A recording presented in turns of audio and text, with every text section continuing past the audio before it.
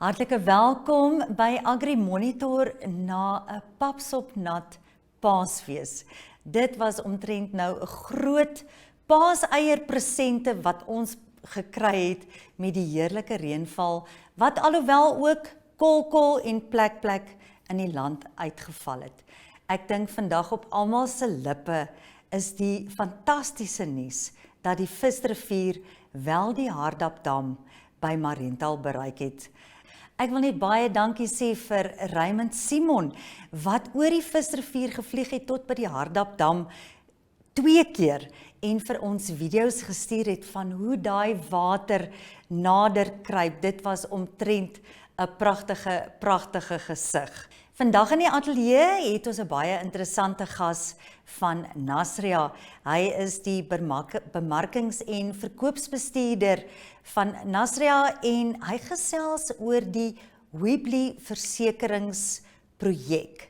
Dit is baie goeie nuus vir boere wat risiko aanbetref, wat lewende hawe en gewasse aanbetref. En ook die goeie nuus is dat die regering 80% subsidie sal gee, so dit beteken elke boer kan vir hom teen risiko verseker. So kyk uit vir Johannes Alugodhi, wat vandag by ons in die studio is. Hallo Namibia, ons is by die kus en ons is lus. Terwyl by die Easter shot. Okay. Okay, so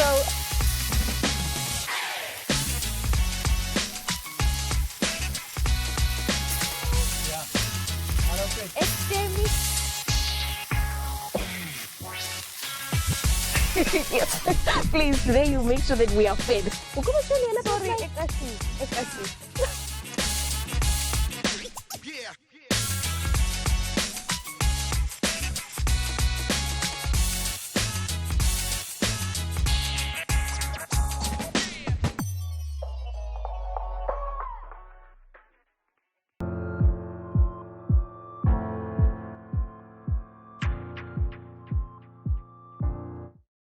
Ek het vroeër gaan kuier by die IMAP Superfarm van die Oldtower en List groep.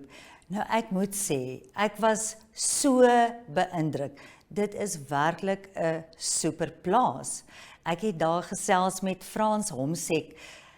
Op daardie stadium was dit nou nog kommer oor die Hardapdam se invloei, of daar wel gaan invloei wees of nie. Gelukkig vandag weet ons die visrivier het die Hardapdam bereik en ons bid dat invloei goed sal wees, dat daar dalk nog gaan reën wees, wat nog invloei gaan veroorsaak, so ons hou almal styf duime vas. So die voorblad artikel vandag is dat IMAP Superfarm trots is op hulle groei. Nou dit was onder baie moeilike omstandighede, sê Frans Homsek. Hy sê, ondanks die uitdagings van hoë voerkoste en konstante verhogings wat hulle moes absorbeer, gaan dit eintlik baie goed. Hy praat van kuddegroei van in 2 jaar tussen 17% en 20 wat tot 20% per jaar toegeneem het. So dit is dus 1680 tot 2600 vroulike diere. Nou dit was vir my baie oulik, daai kalfies wat ek daar gesien het, van die kalfies af die hele proses en dan natuurlik by die melkkoeie wat die melk verskaf, regtig indrukwekkend. Iets wat vir my opgeval het, was dat die eie voer wat hulle produseer.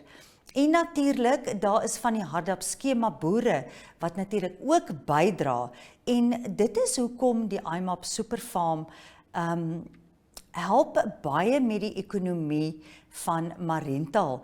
En Frans sê die Hardapdam is natuurlik die lewensaar, want sonder die besproeiingsprojekte kan daar nie voer geproduseer word nie.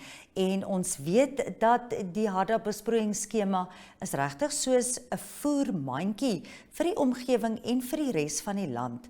Nou wat die melk aanbetref, is Homsek baie trots op die kwaliteit. So Hy sê binne 24 uur is die melk van uit die koei se eier tot binne in die bottel tot binne in die winkelrakke. En vir hulle is die groot ding is die kwaliteit en dit is waarop hulle gefokus het om die kwaliteit van die roumelk en van die melk tot op so 'n punt te kry dat die verbruiker teruggelok word. So ek het baie lekker gekuier daar, baie dankie Frans, dit was baie interessant en ons is nou net regtig bly dat daar hoop is dat die skema boere kan aangaan met besproeiing. Ons hou alle duime vas. En dan het Ilani Smit het geskryf oor die mededinging vir die Noorweegse vleiskwota. Dit is natuurlik nou vir beesvleis. So hierdie mededinge raak al hoe strawwer. Op bladsy 2 het Ilani geskryf oor aardappels, wat die derde meeste gewas is, wat die derde meeste op die tafels gebruik word. So eerste is koring en dan tweede rys en derde aardappels. Agri se tegniese adviseur vir gewasse en pluimvee, Hans Sasai, gee 'n bietjie raad vir boere wat met aardappels wil boer. So gemiddeld word 14 miljoen op aardappels bestee in hierdie land deur die verbruiker. So dit is dalk iets wat ondersoek kan word, aardappelboerdery. Op bladsy 3 gee Agribank se Heng Sasai ook raad oor dierfoute wat boere kan maak en hoe om dit te vermy. Did you know you can buy a new or second-hand vehicle, such as light delivery vans, trailers, small trucks and tractors for agricultural use? The repayment period for these vehicles ranges between 5 and 10 years. Contact your nearest Agribank branch or visit our website at www.agribank.com.na for more information about this loan product. You can also visit us on Twitter, Facebook, Instagram, LinkedIn and YouTube. Agribank, your all-season bank.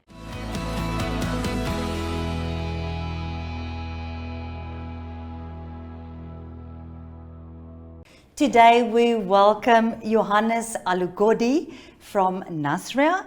He is the manager of marketing and sales at Nasria. Welcome at Agri Monitor. Thank you so much. Good morning, and I'm delighted to be here. And good morning as well to your listeners. It's lovely to have you here. We have to talk about a very, very serious issue. Absolutely. Climate change is real. And Nasria has an insurance for farmers, which is called Wibli. Why is it that farmers should be insured for droughts and floods and excessive rainfall?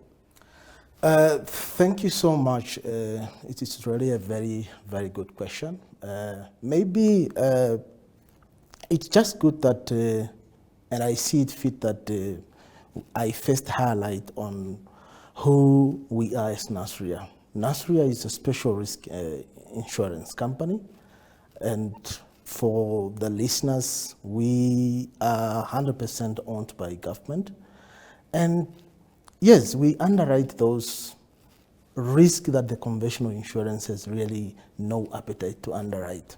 One of those ones is the one that you are referring to, the agricultural insurance, under the umbrella product, the Namibia Agriculture Insurance Scheme. It is under that product where you find, or we have, the livestock insurance product, which is called Wibli. Of course, yes, like you have said, climate change risk is real. Government for many years now have been battering with climate change risk in the names of drought and excessive rainfall or floods in Namibia. If we can, for example, look at a period between 2012, for example, until 2023, about 4 times the country has been experiencing really drought, yes, which have really affected the agricultural sector, negatively. these 4 occasions is the one that I'm referring to, where government have to declare a state of emergency on drought. You remember 2012 to 2013, Yes. 2015 to 2016, 2018, 2019, 2020, 2023. These were all seasons of drought. And what does that mean? It means the agriculture sector, and as a country, we are unable to produce food enough for the citizen. Yeah. And that really talks to food insecurity, unsustainable agricultural production. And when that is the case, we should be worried as a nation.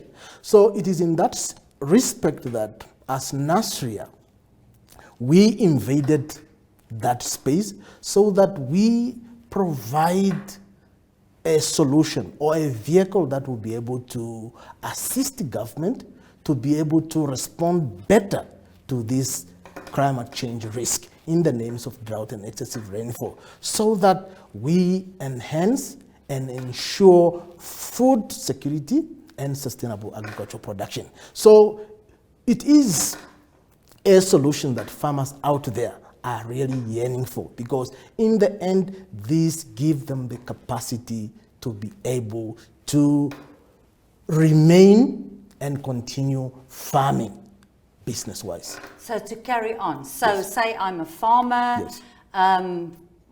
We know in this country we had some rain now, Yeah. but it was only here and there. Yes. I've been to the south, Yes. there are parts there at Gogas, parts that are really, really dry, and you can see land degradation. Yes. I've seen so many carcasses of Yes. lambs and cattle and even wild animals. Exactly. And also, like you said, Moenie is there, it's so dry. Otavi is not getting the rain it should be. There are some parts in the northwest that's still dry, in this southwest too. So all this is for, say, I have animals, I lose them due to drought. How do I claim? What should I do? Maybe what I maybe really need to highlight at this juncture also is to make it very clear.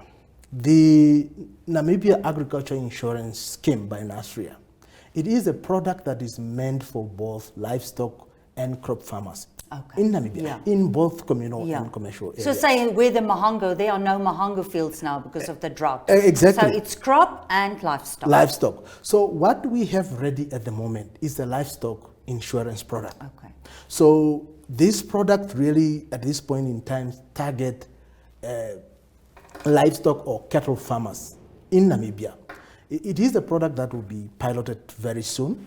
And really, for your question on how you will claim at the end of the day, it's what listeners need to understand is this product is indexed on rainfall. And payout to the livestock farmers is going to be based on how much of rainfall is received in their respective constituency, in their respective regions. So the product is, like I have said, is indexed on rainfall. This is just basically, we were able to establish what is the normal average rainfall in your region. For example, if we take, for example, Hardap region for argument's sake, we were able to identify that the normal average rainfall in Hardap region is between 75 and 241. What does that mean?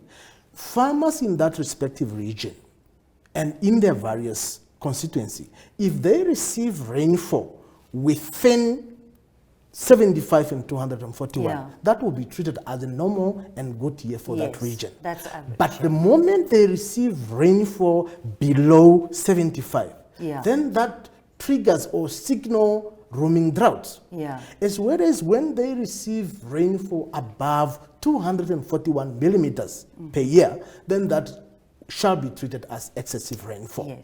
So then in that case, they are also liable for a payout, because what it means is that too much water was received, then what we are saying is that the rangeland is submerged by water, the grass is unable to grow, therefore there is a need for a payout to assist farmers so that they can buy additional fodder to supplement their cattle during the drought, during the excessive rainfall period. Yeah. Same as when little rainfall is received, a payout, they will be qualified for a payout so that they are able to, in the end, buy additional fodder and to be able to take their cattle through the drought period.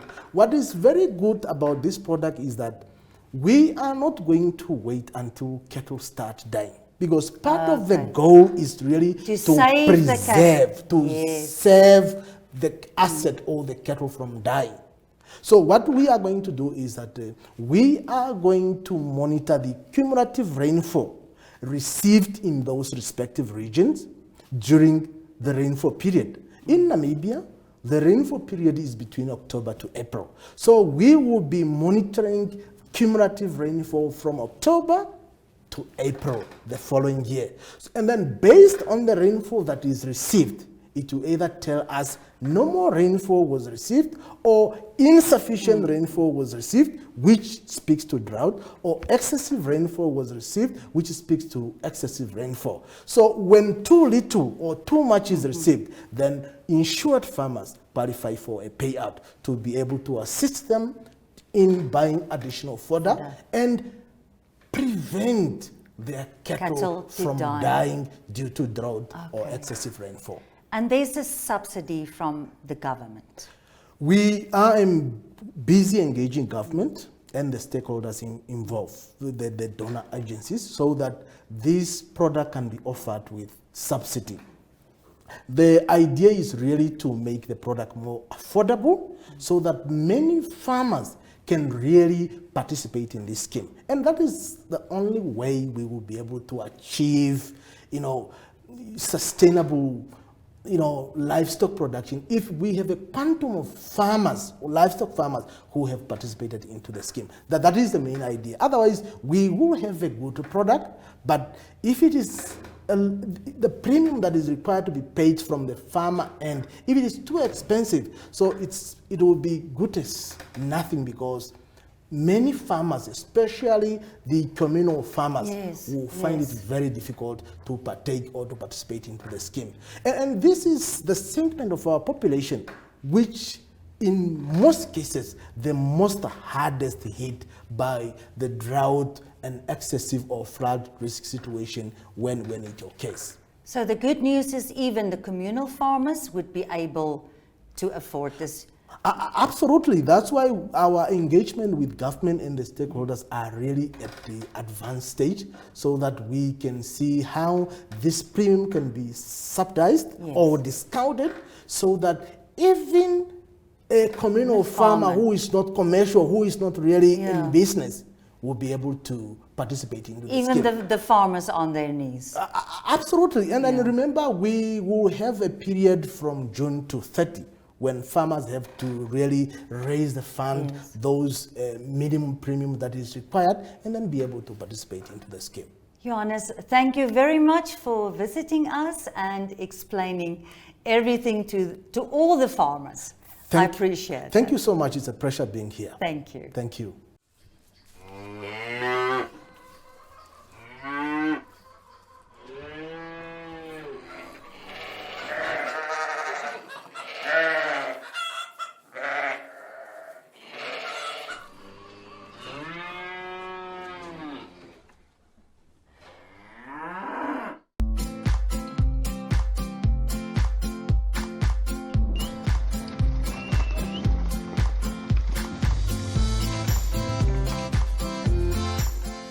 Ons gee vir boere al die veilings wat binnekort gaan plaasvind. Môre op 3 April is dit 'n Blouberg veiling van grootvee op Otjiwarongo om 10:00. Windhoek Livestock Auctioneers hou ook 'n grootvee veiling op Gobabis om 10:00. Op 4 April hou Agri 'n kommersiële grootvee veiling op Helmeringhausen om 10:00. Agri hou ook 'n kommersiële grootvee veiling op Otjiwarongo om 10:00. Windhoek Livestock Auctioneers ook 'n grootvee veiling in Windhoek om 10:00 die oggend. Op 5 April hou Agri 'n kommersiële grootvee veiling op Mariental om 10:00. Hulle hou ook 'n kommersiële grootveeveiling op Otjiwarongo om 10:00. Windhoek Livestock Auctioneers ook 'n grootveeveiling om 10:00 en hierdie keer in die hoofstad om 10:00. Op 6 April hou Agri daai Golden Game wildsveiling, baie gesogte wildsveiling op die plaas Geluksburg in die Mariental distrik, hierdie keer om 12:00. Agri hou ook 'n veiling van voëls in Windhoek om 10:00. Op 9 April hou Agri 'n kommersiële veeveiling op Okakarara om 10:00, ook 'n kommersiële veeveiling op Rehoboth om 10:00 en Namibia Livestock Auctioneers hou 'n groot en klein veeveiling op Bloemvelde om 10:00.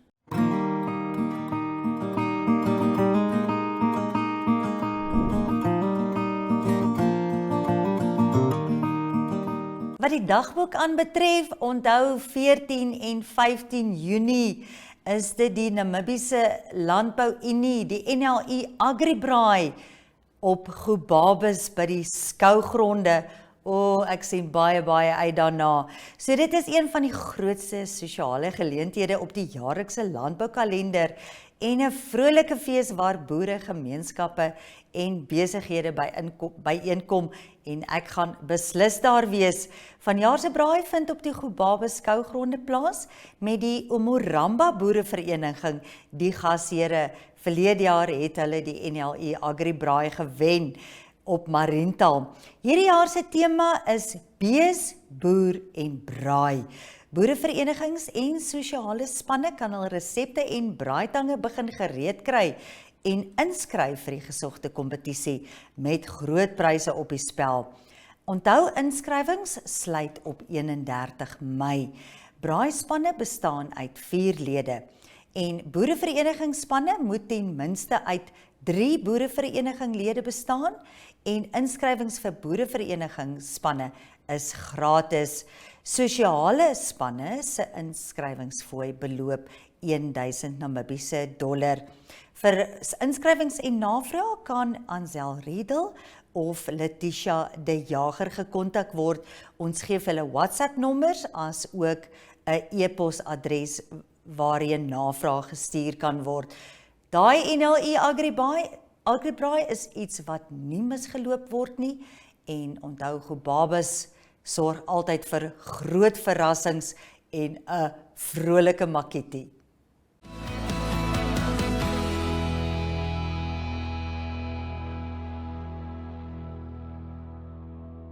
Johan van der Berg voorspel tot donderdag 4 April kan Namibië nog reën verwag. Natuurlik weer net kol. Ek wens vir al die boere 'n wonderlike week toe. Dis 'n lekker kort week, maar vir 'n boer is daar mos nie iets soos 'n Paasnaweek of 'n vakansiedag nie. Daar moet elke dag geboer word. Maar ons hoop nog steeds op reën. April word daar nog reën voorspel. Dit is nog 'n reënmaand vir ons. Ons bly op sneeu. Mooi loop.